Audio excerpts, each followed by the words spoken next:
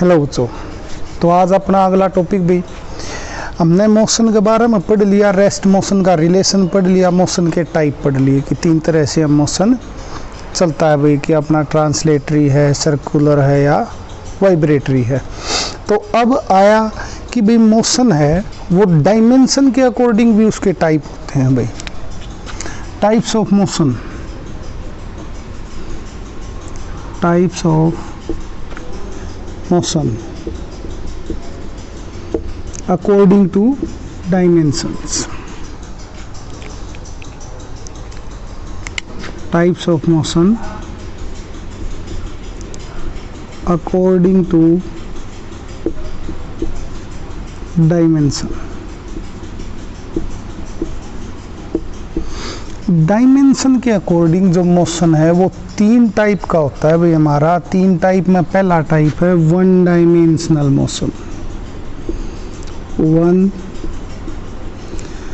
Dimensional motion, देखो हमने जो एक्सिस पढ़ी थी उसमें तीन एक्सिस पढ़ी थी, एक्स, वाई और जेड। अगर तीन एक्सिस में से सिर्फ एक एक्सिस का जो कोऑर्डिनेट है वो चेंज हो रहा है मोशन के दौरान, जैसे हम पढ़ रहे हैं भाई कि एक बार पोजीशन है 4 5 6, फिर पोजीशन आ गई 5 5 6, फिर पोजीशन आ गई 6 5 6। अब देखो इसमें हमारा सिर्फ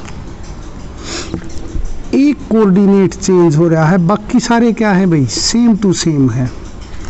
तो जब तीन कोऑर्डिनेट्स में से केवल एक कोऑर्डिनेट चेंज हो, जब मोशन क्या करे भाई, कोई भी ऑब्जेक्ट हो मोशन के अंदर, उस मोशन को हम नाम देते हैं वन डायमेंशनल मोशन।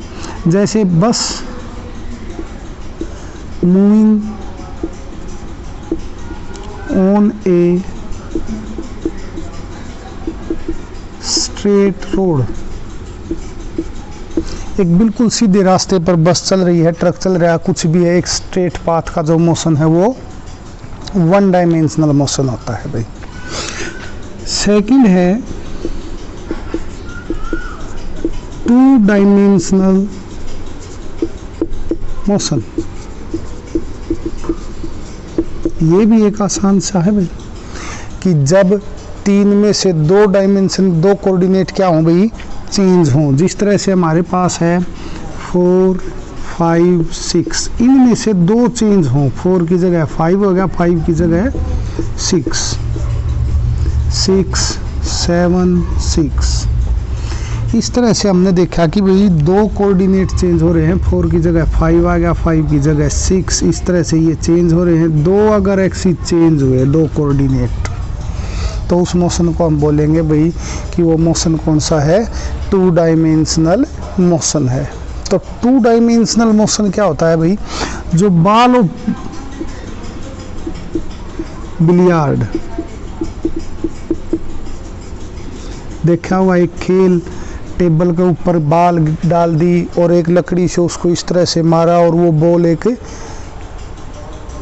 जगह पर हमने नीचे डालनी होती है। जिस तरह से कैरम बोर्ड है, कैरम बोर्ड के ऊपर जो गिट्टियां हैं उनका मोशन भी क्या है भाई, टू डायमेंशनल मोशन है। इसी तरह से एक और आता है भाई थ्री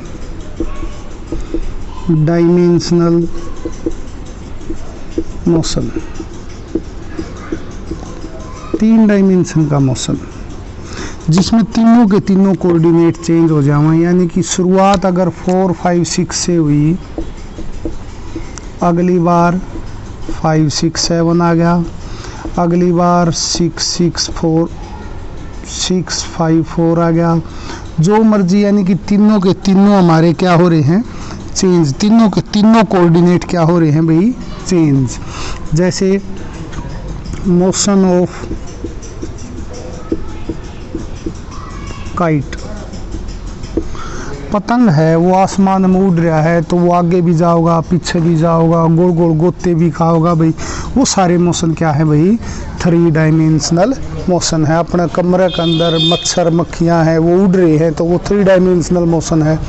वो तीनों तरफ चलेंगे भाई कि एक्स एक्सिस भी चेंज होगी, वाई भी और जेड भी।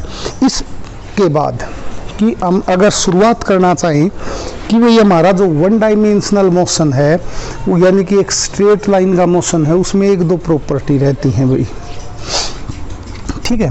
तो motion in a straight line, अगला जो छोटा सा टॉपिक रहेगा, एक दो बातें हैं उसकी, वो बातें हम पढ़ लेंगे भाई। Motion of a straight line, motion of a straight line, एक सीधी लाइन का जो मोशन है उसमें दो चार प्रॉपर्टी हैं। वो प्रॉपर्टी क्या है भाई, वो देखो बस। जैसे कि हम एक स्ट्रेट लाइन पर चल पड़े, ठीक है, ओरिजिन हम कहीं भी ले सकते हैं भाई, ठीक है,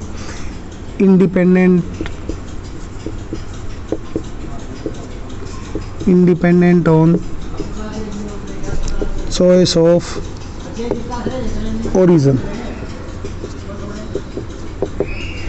यानी कि independent on choice of origin, origin की चॉइस के ऊपर हम इंडिपेंडेंट है। चाहे यहाँ से शुरू कर लो ओरिजिन तो भी एक स्ट्रेट पाथ है, यहाँ से शुरू करा तो भी एक स्ट्रेट पाथ रहेगा। क्या भाई, वो स्ट्रेट पाथ स्ट्रेट ही रहेगा, ठीक है। अब दूसरी, ओरिजिन से लेफ्ट वैल्यू हम मापते हैं नेगेटिव, राइट में वैल्यू हम मापते हैं पॉजिटिव। ओरिजिन है, लेफ्ट में नेगेटिव रहेगी, राइट में पॉजिटिव रहेगी। ये आसान सी दो बातें थी कि भाई जो स्ट्रेट लाइन का मोशन है उसमें हम किस तरह से मोशन को लेकर चलाएंगे। हमारा जो टाइम है वो भी हम नेगेटिव ले सकते हैं अगर ओरिजिन से पहले से शुरू कर रहे हैं तो, और ओरिजिन के बाद शुरू करेंगे तो हम क्या करेंगे भाई, आगे से आगे की तरफ गए तो टाइम पॉजिटिव चलता जाएगा भाई। ये सारी बातें हैं, ठीक है। अब एक जो छोटी सी बात आती है कि अगर ऑब्जेक्ट रेस्ट पर है तो उसका पोजीशन और टाइम का ग्राफ क्या होगा भाई, ठीक है। तो आगे हम पढ़ेंगे भाई position, time graph for stationary object. अगर एक स्टेशनरी ऑब्जेक्ट है तो उसके लिए पोजीशन और टाइम का ग्राफ क्या होगा। हमने एक ग्राफ ले लिया भाई, ये पोजीशन है, ये टाइम है। देखो स्टेशनरी है, स्टेशनरी का मतलब position does not change with time. अगर टाइम 0 है तो पोजीशन अगर ये है भाई हमारी, तो टाइम जब 5 सेकंड होगा तो भी पोजीशन क्या रहेगी, सेम। उसके बाद जो टाइम बढ़ा 10 सेकंड होगा तो भी पोजीशन क्या रहेगी, सेम। 15 सेकंड टाइम होगा तो भी पोजीशन क्या रहेगी, सेम। और सबको मिलाएंगे तो एक लाइन आएगी और बीच की दूरी हर जगह पे सेम, और बीच की डिस्टेंस हर जगह सेम। किसकी होती है भाई, पैरेलल लाइंस की, ठीक है। तो क्या होगी, line parallel to time axis. Line किसके पैरेलल होगी भाई, टाइम एक्सिस के पैरेलल होगी। कब, जब हम क्या पढ़ते हैं भाई, पोजीशन टाइम ग्राफ किसके लिए, स्टेशनरी ऑब्जेक्ट्स के लिए। क्लियर है यहाँ तक। अब दो चीज़ें हम छोटी छोटी पढ़ते हैं भाई। देखो अभी तो सिर्फ एक जिक्र हाँ करा, हाँ भाई कि भाई ये होया के करे हैं, लेकिन जैसे ही आगे बढ़ाएंगे हम इसी के सी पार्ट डी पार्ट तक चलाएंगे तो उसका पूरा मतलब डिटेल भी लेवाएंगे भाई। दो तरह के क्वांटिटी होती हैं, स्केलर, वेक्टर। स्केलर का मतलब क्या है कि जो क्वांटिटी है उसके पास मैग्नीट्यूड तो है लेकिन डायरेक्शन नहीं है। मैग्नीट्यूड है लेकिन डायरेक्शन नहीं है। वेक्टर मैग्नीट्यूड है, डायरेक्शन है।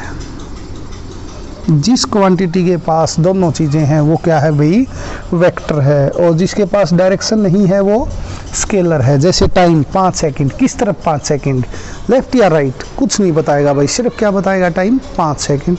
तो टाइम को हम क्या नाम देंगे भाई कि टाइम क्या है, एक स्केलर क्वांटिटी है। फोर्स 5 न्यूटन, तो ये भी तो बताएंगे भाई 5 न्यूटन हमने धकाया या 5 न्यूटन हमने खींचा, तो साथ में क्या बताई जाओगी, फोर्स की डायरेक्शन।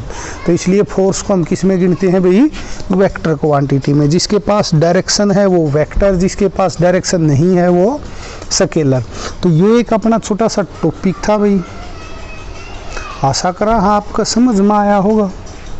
तो नहीं समझ में आया हो तो एक बार और देख लो इसमें, अगर फिर भी समझ में नहीं आवे तो मैसेज छोड़ दो, आपका डाउट क्लियर कर आ जाएगा। धन्यवाद।